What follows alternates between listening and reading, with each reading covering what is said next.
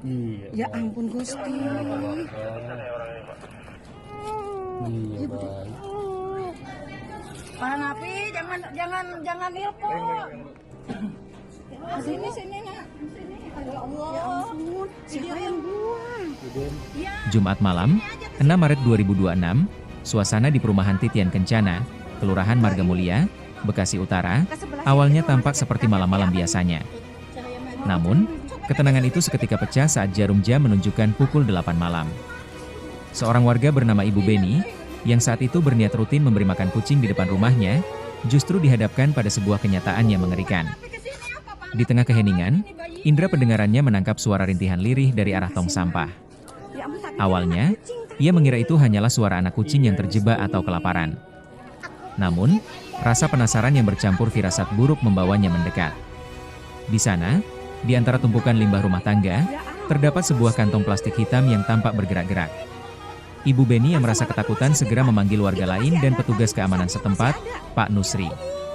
Dengan bantuan senter besar, mereka mencoba memastikan apa yang ada di dalam plastik tersebut.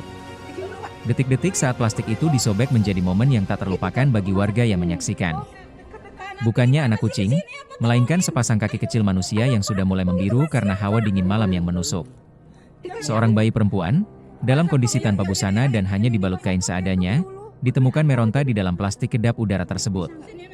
Tangisannya pecah sesaat setelah plastik dibuka, seolah memberitahu dunia bahwa ia masih berjuang untuk hidup. Warga pun histeris, kalimat "Ya Allah, siapa yang buang?" terus bergema di lokasi kejadian.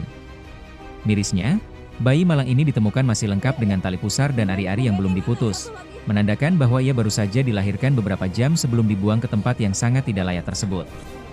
Tanpa membuang waktu, warga dengan sigap mengevakuasi sang bayi. Menggunakan motor, mereka melarikannya ke klinik Cahaya Amalia sebagai pertolongan pertama. Tubuh mungil yang sudah mengalami kedinginan hebat itu segera diselimuti kain hangat dan mendapatkan perawatan medis intensif. Petugas medis di klinik tersebut bekerja cepat memotong tali pusar, memberikan imunisasi, serta vitamin untuk menstabilkan kondisinya. Beruntung, nyawa bayi dengan berat 2,5 kg dan panjang 43 cm ini berhasil diselamatkan. Pihak Komisi Perlindungan Anak Daerah atau KPAD Kota Bekasi pun segera turun tangan untuk memantau perkembangan kesehatan sang bayi yang kini telah dirujuk ke RSUD Dr. Casbullah Abdul Majid guna observasi lebih lanjut oleh dokter spesialis anak. Namun, drama tidak berhenti pada penyelamatan sang bayi.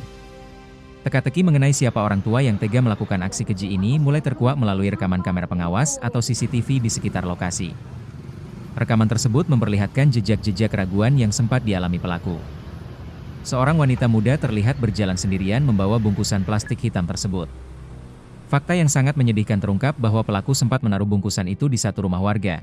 Namun ia kemudian mengambilnya kembali, berjalan lagi, hingga akhirnya memutuskan untuk membuangnya ke dalam tong sampah di lokasi penemuan. Beni mau ngasih makan kucing di rumahnya. Kebetulan di rumahnya ada kucing satu, udah dikasih makan kucing satu. Nah, di depan kayak ada suara anak kucing. Nah, kata Bu Beni, nanti setelah makan anak kucing ini saya kasih makan. Nah, terus Bu Beni udah ngasih makan kucing yang di rumah, keluarlah ngeliat di tempat sampah.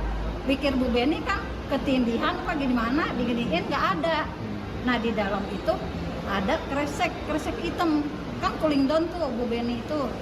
Ini tadi kan sampah udah diambil, saya belum ngambil sampah. Jaga gitu. Ini apa gitu.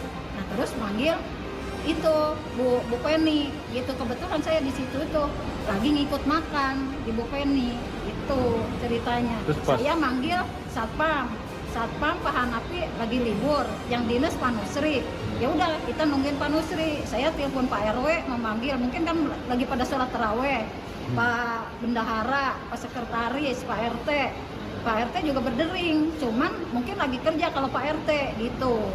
Ya udah kebetulan langsung Pak Nusri datang, Bu Penny ngambil senter gede gitu. Sebelum senter gede juga Bu Beni colong senterin itu sebelum itu tuh, lah kok kayak jadi, saya juga kaget Pak gitu. Udah, nah ituin Pak Nusri ambilin, itu juga saya untung ingat, Bu Beni tolong videoin gitu.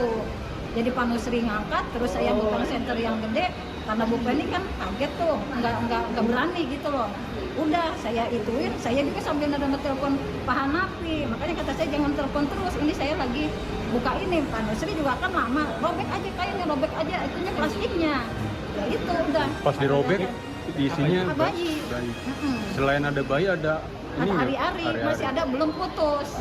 Kan itu kan udah pada biru kan, kaki sama tangan udah pada garet-garet kan, dia kena kedinginan lah. Ya udah itu yang saya pikir, saya kan takutnya dikeresek ada airnya tuh. Nah saya mau buang, pikir saya, taunya masih ada temennya, ya kan udah otomatis. Itu juga saya kan nggak berani tuh ngambil, takutnya geli ya kan. Saya minta kain lagi, tapi karena Bu Beni sambil nyari kali, saya juga otomatis ngangkat, udah ngangkat baru dikasih lagi kain. Makanya kemarin kain juga 2 bawa pas lihat itu bayinya jenisnya kelamin apa? Saya liatin perempuan. Karena saya juga langsung ingat Pak Nusri itu liatin, ituin ada videonya juga ada. Bu itu apa? Yang buang tahu nggak? Cewek atau sepasang? Kalau yang buang tuh kalau ngelihat dari CCTV cewek. Udah dikirim. CCTV-nya juga ke polisi, ke ke aparat setempat. Buangnya berdua apa sendiri? Bu itu dugaannya apa hasil hubungan gelap? Asalnya kalau ngelihat dari CCTV yang satu itu ditaruh di rumah satu dulu di tempat sampah, dia berubah pikiran balik, ambil lagi, terakhirnya di rumah yang saya temukan itu. Itu dugaannya apa hasil hubungan gelap bagaimana putus dibuang? Kurang tahu kalau soal. Tapi kebanyakan nggak gitu kalau gitu. Lihat di CCTV itu warga situ Bukan, enggak kenal. Enggak kenal. Umurnya kalau dilihat CCTV berapa? Umurnya masih muda, kayaknya 35 dah, 30 dah itunya. Siap. Ya. Pihak Polsek Bekasi Utara bergerak cepat melakukan penyelidikan. Hanya berselang 2 hari, tepatnya pada Minggu malam, 8 Maret 2026, polisi berhasil mengamankan seorang remaja putri berinisial N, yang masih berusia 19 tahun. Dari hasil pemeriksaan, terungkap motif memilukan di balik tindakan ini. N mengaku nekat membuang darah dagingnya sendiri karena merasa takut dan malu luar biasa kepada orang tuanya.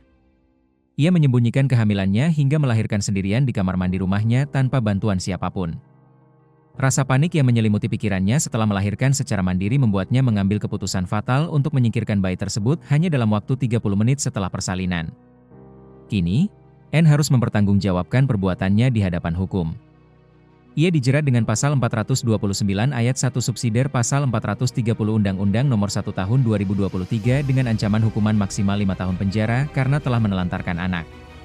Tragedi ini menjadi pengingat pahit bagi kita semua bahwa di tengah kemajuan zaman, masih ada nyawa yang dianggap tak berharga oleh mereka yang seharusnya menjadi pelindung.